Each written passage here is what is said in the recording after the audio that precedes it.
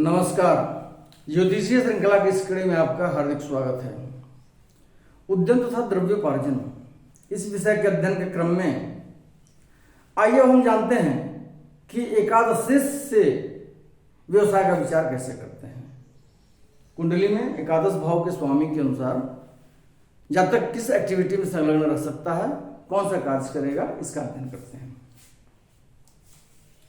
यदि एकादश सूर्य अथवा चंद्रमा हो तो जातक राजा अथवा राजा तुल्य व्यक्ति के यहां नौकरी कर लाभ उठाता है। अर्थात एकादश भाव में यदि कर्क राशि हो या सिंह राशि हो और एकादश उसके अनुसार चंद्रमा हो या सूर्य हो तो जातक राजा के यहां या राजा तुल्य वैभव के वाले व्यक्ति के यहां नौकरी करता है और उससे धनोपार्जन अपना करता है। यदि मंगल एकादश हो तो जातक राजमंत्रिक पद से, भाई के माध्यम से अथवा कृषि से धनोपार्जन करता है। यदि बुध एकादश हो तो विद्या से अथवा पुत्र कुटुंब इत्यादि से धन की प्राप्ति जातक को होती है।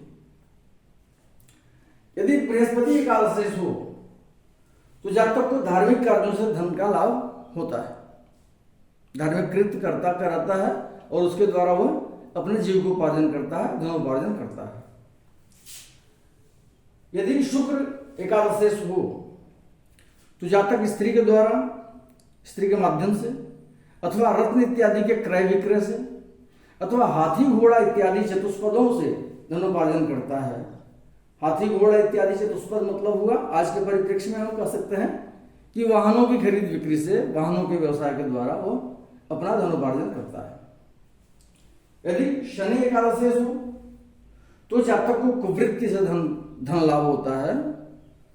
वैसी वृत्ति में जातक संलग्न होता है जिसको अच्छा नहीं समझा जाता है नैतिक दृष्टि से या न्यायिक दृष्टि से।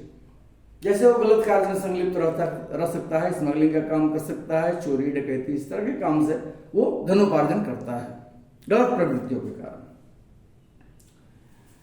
अब आइए हम अंत में उद्यम और द्रव्योपार्जन इस विषय के अंत में हम कुछ टिप्स पर ध्यान देते हैं जिनके द्वारा जातक की कार्य प्रणाली का, कार्य विधि का और उसकी एक्टिविटी का हम अनुमान सटीक तरीके से कर सकते हैं।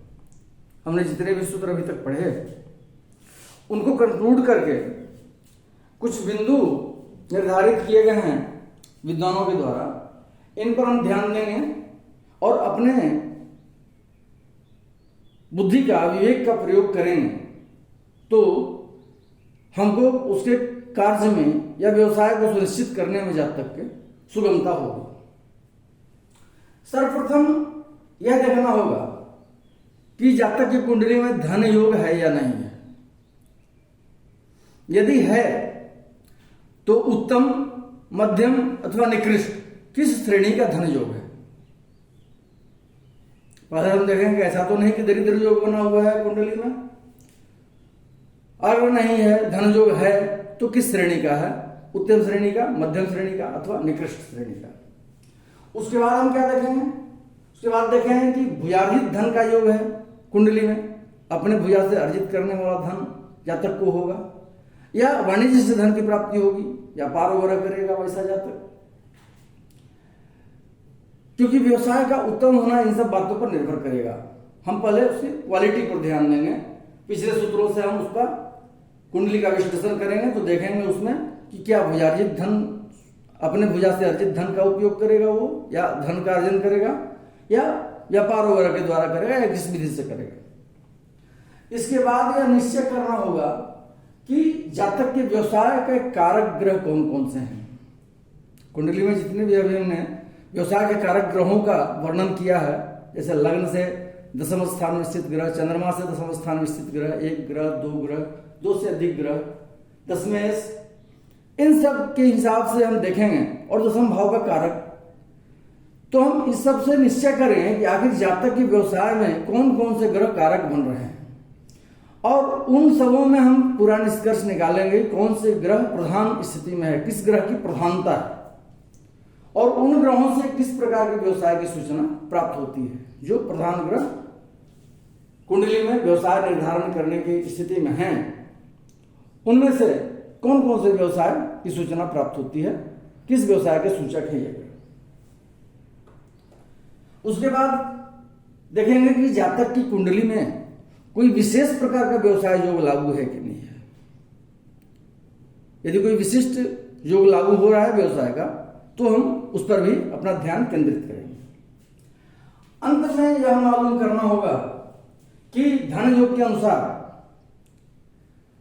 किस प्रकार का व्यवसाय कुंडली में सबसे प्रबल रीति से लागू हो रहा है।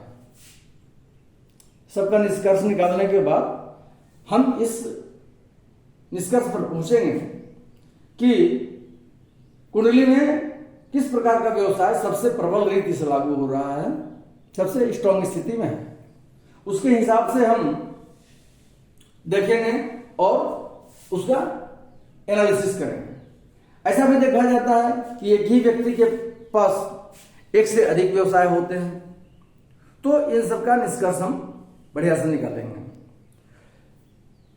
प्रत्येक देखिए, ये विषय जो है उद्यम और द्रव्योपार्जन बहुत ही गहन विषय है, बहुमूल्य विषय है, उपयोगी विषय है।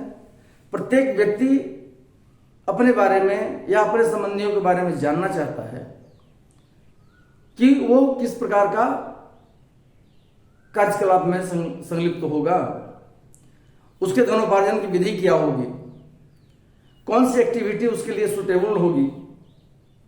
इसलिए इसका निष्कर्ष, इसका विचार हमें बहुत ही सावधानी पूर्वक करना चाहिए।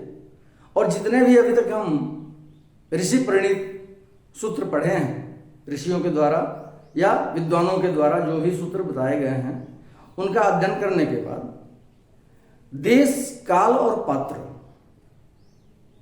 इन सब का ध्यान में रखते हुए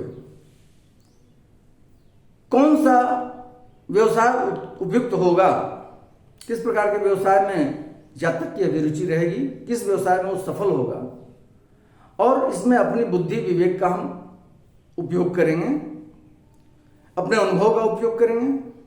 उसके बाद ही कोई हम अनुमान लगाएंगे या कोई प्रेडिक्शन करेंगे, कोई भविष्यवाणी किसी जातक के बारे में करेंगे। क्योंकि ज्योतिष शास्त्र क्या है, अनुमान का शास्त्र है। सही अनुमान करने के लिए हमको कुंडली का सही एनालिसिस करना पड़ेगा, सही विश्लेषण करना पड़ेगा और हर तरफ से उसका निचोड़ निकाल करके ही किसी फाइनल कंक्लूजन पर पहुंचना पड़ेगा। अगले वीडियो से हम चैप्टर चेंज करेंगे और कुटुंब संबंधी विचार, जैसे माता पिता, भाई बंधु, पति पत्नी एक्सेट्रा, जो कुटुंबीजन होते हैं, उनसे संबंधित विचारों पर हम अब आगे अपने अध्ययन का क्रम बढ़ाएंगे। नमस्कार।